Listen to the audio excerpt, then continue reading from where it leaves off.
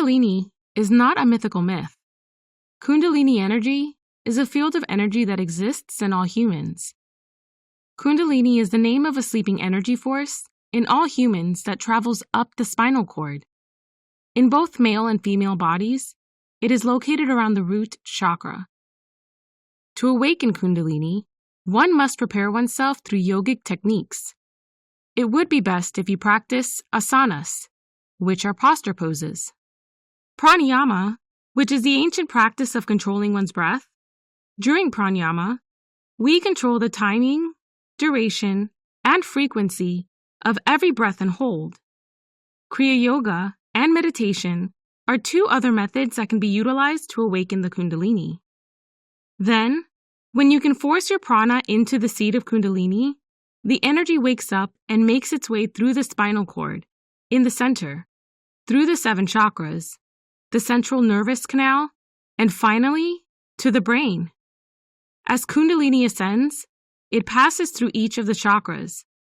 With Kundalini's awakening, there is an awakening in the brain as the sleeping areas begin transformation, like a caterpillar into a butterfly. Throughout history, many people have awakened their Kundalini, including poets, painters, and philosophers. With Kundalini's awakening, your creative intelligence awakens, and the universal intelligence is at your fingertips, allowing you to access endless possible information. By tapping into the Kundalini, you're manifesting abilities 10-fold. The energy of Kundalini is one energy, but it expresses itself differently through the individual's chakras. It is the same energy expressed in all parts of life, whether it is manifesting your desires, building a strong connection with your family, or even attracting a partner. These are all expressions of the same creative energy. If you want to take up a Kundalini yoga practice, the most important thing is that you have a reason or an aim. Most of us want to awaken Kundalini for psychic powers, which is totally fine. If you want to awaken Kundalini in order to enjoy communion between Shiva and Shakti, which is the actual communion between the two great forces within you, and if you want to enter an experience to expand your consciousness, then there is nothing that can come to you as an obstacle. By awakening your Kundalini, you integrate yourself with nature and accelerate your physical, mental, and spiritual evolution.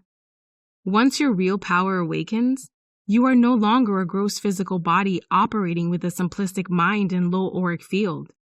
Instead, every cell of your body is charged with the high voltage prana of Kundalini. Furthermore, when total awakening occurs, man becomes a being with the ability to act as though he is one with the Creator, an embodiment of divinity. One thing is sure about the Kundalini. Kundalini has the ability to elevate man's consciousness in such a way that the person can develop and can enter a much more loving relationship with nature, and can become aware of his oneness with the whole cosmos. All the great miracles, and the ones to come shortly, have sprung from what is known as the storehouse of cosmic consciousness. This consciousness allows humans to access endless types of information.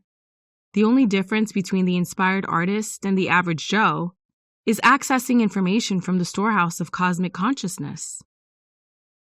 Kundalini Yoga aims not to awaken man's power, but rather to bring the power down to earth, or bring the unconscious or higher consciousness to ordinary consciousness. We do not need to awaken the consciousness, for it is ever awake. We have only to gain complete control over our higher conscious forces. By employing Kundalini Yoga, we gradually bring the centers from the root chakra to crown chakra to gradually reveal higher knowledge. Today, man has mastered the material dimension, the energy of Prakriti, and discovered nature's mysteries. Now, through Kundalini's process, a man should become master of the spiritual dimension and higher consciousness. Kundalini can be awakened through numerous methods, which can be practiced individually or in combination. One method of awakening Kundalini is through a steady regular practice of mantra. This is a powerful method, but of course, it requires time and much fortitude. First, you need to obtain a suitable mantra, such as Adi Shakti mantra. This mantra is also known as the Kundalini Bhakti mantra, which is to say, a mantra of devotion to the Kundalini, the mother of all energies. When you practice the mantra, it is equal to throwing a pebble into a still lake producing circular ripples. Similarly, when you repeat a mantra, the sound gathers force, creating vibrations in the mind's ocean. When you repeat the mantra thousands of times, it penetrates every part of your brain and purifies your physical, mental, and emotional body. The mantra can be chanted loudly, softly, on the mental plane, and on the psychic plane. Mantras can also be repeated mentally in sync with your breath. Another method of awakening is through the use of specific herbs. This herb is called Aushadhi and should not be interpreted as drugs. Aushadhi is the most powerful and rapid method of awakening, but it is not for all. Some herbs can transform the body's nature and its elements and bring about partial or full awakening. When the herb's effects are more concentrated, they can separate the self from the body and travel astrally. The last method I will be discussing of inducing awakening is through Raja Yoga. This is the total merging of individual consciousness with superconsciousness. The Raja Yoga method is complicated for most people as it requires time, patience, discipline, and perseverance. The concentration of mind is one of the most challenging things for modern man to accomplish. It cannot be managed before the mind has been stabilized and the ego has been tamed. It is the mind's nature to remain occupied all the time, which constitutes a genuine danger for the people of our time, because when we try to concentrate the mind, we create a split.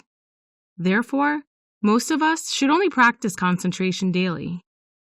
Following the Kundalini awakening through Raja Yoga, we may transcend hunger and all our addictions or habits. The sensualities of life are no longer appealing. Hunger and the sexual urge lessens, and detachment develops on the spur of the moment. Raja Yoga brings about a slow metamorphosis of consciousness.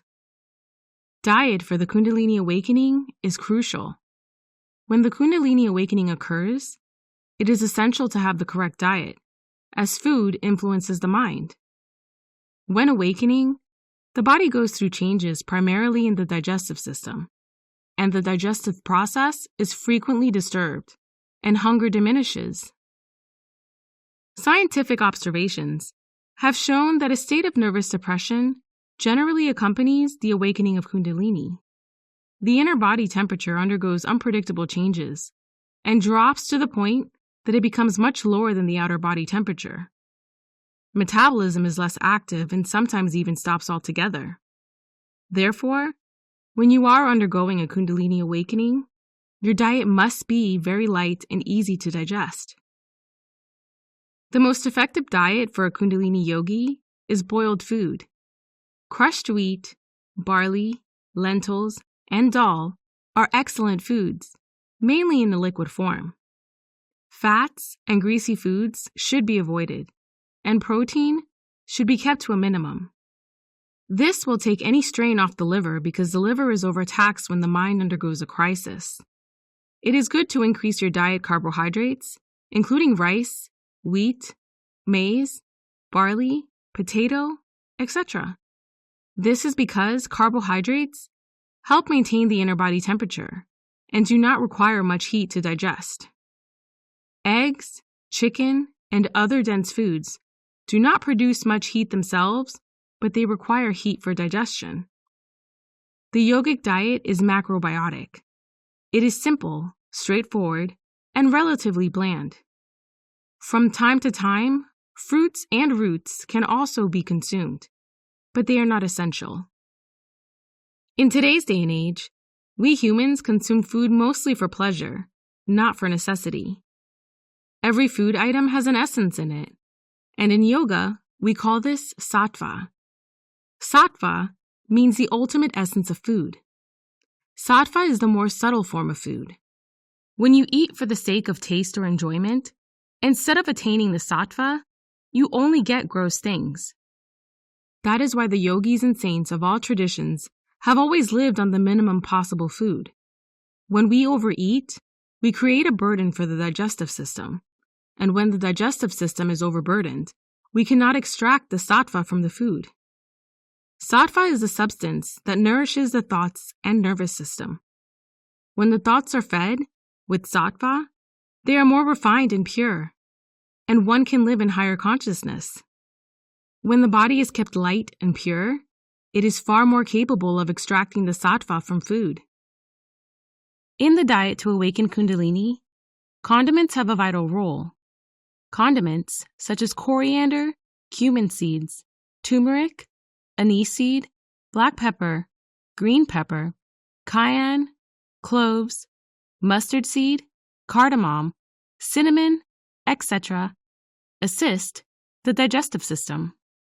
These substances are not spices for taste.